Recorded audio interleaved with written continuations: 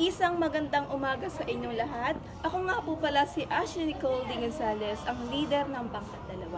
So ano nga ba aming tatalakayin? Ang aming tatalakayin ngayon ay patungkol sa talumpati ni Nelson Mandela. Ano nga ba ang talumpati? Ang talumpati ay isang buod ng kaisipan o opinyon ng isang tao na ipinababatid sa pamamagitan ng pagsasalita sa entablado para sa mga pangkat ng mga tao. Sino nga ba si Nelson Mandela? Si Nelson Mandela ay ang unang itim na presidente ng bansang South Africa.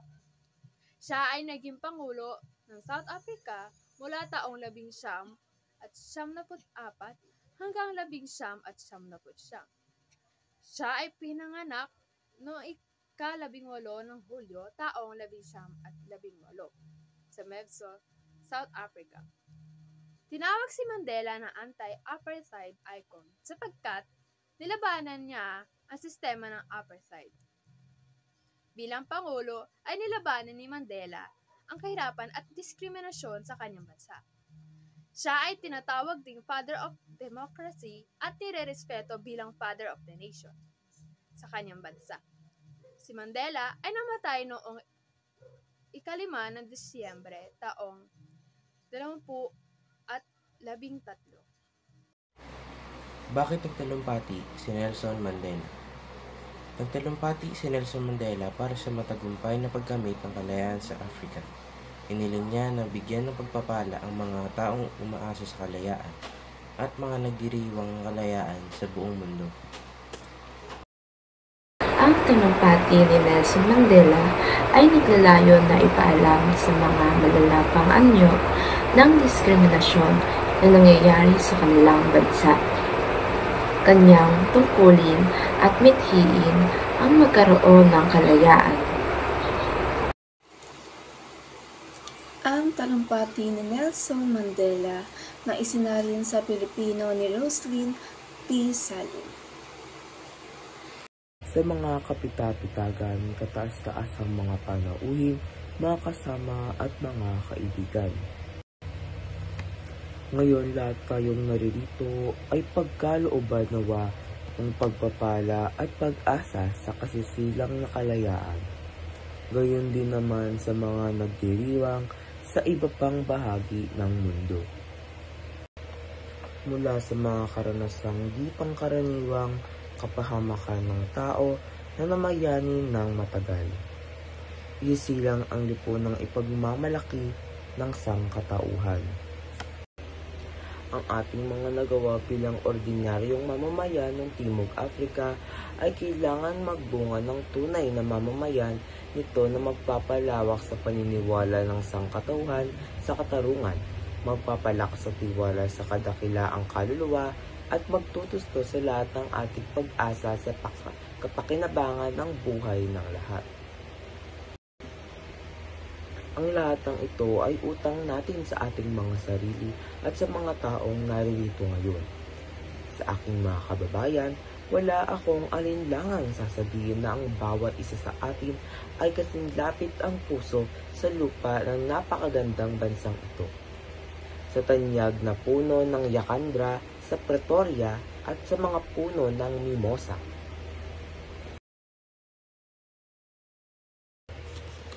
Sa bawat oras, bawat isa sa atin ay dadalhin ang lupang ito. Mararamdaman natin ang pansariling pagbabago.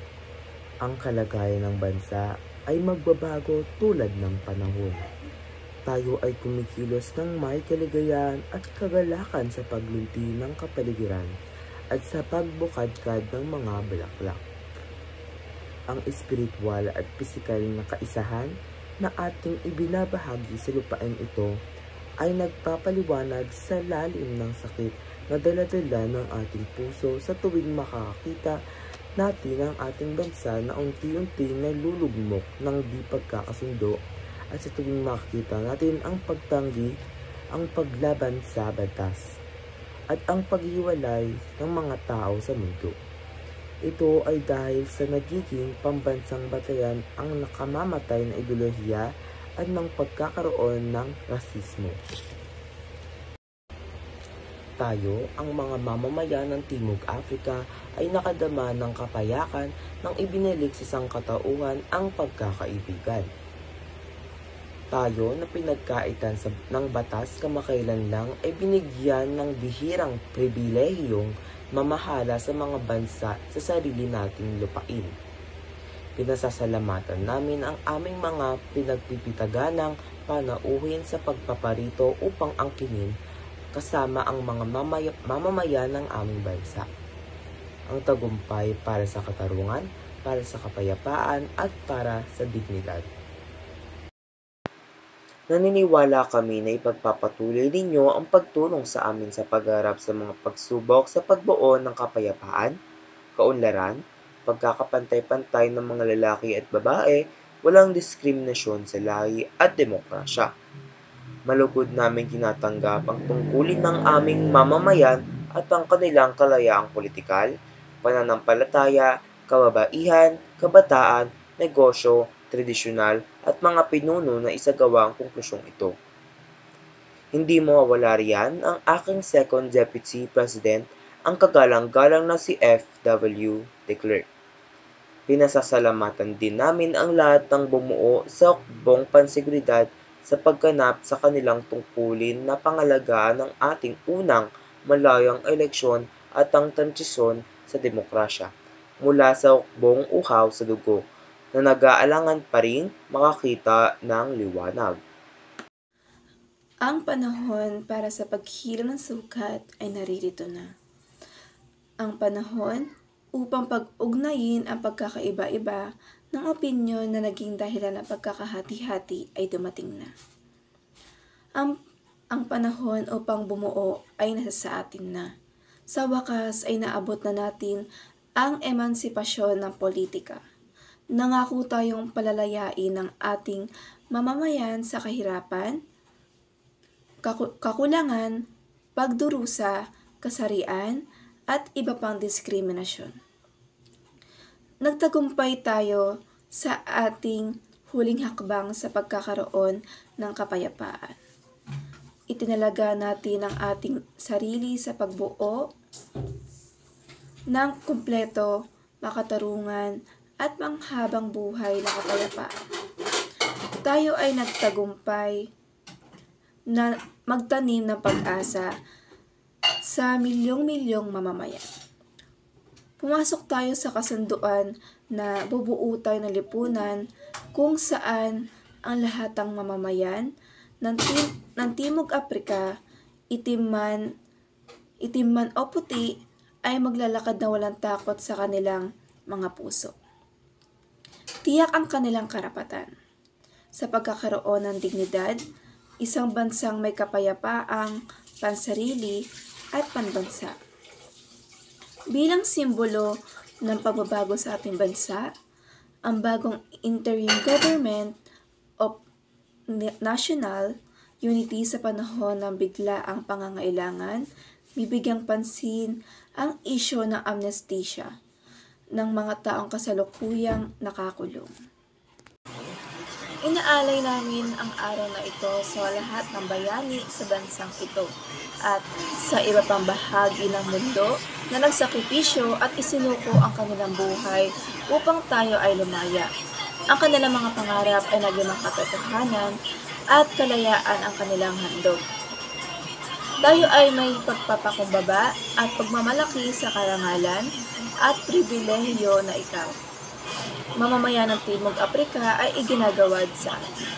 Bilang unang Pangulo na nagkakaisa, malaya, walang diskriminasyon sa lahi at pamahalaang naniniwala sa pagkakapantay-pantay na kasarian.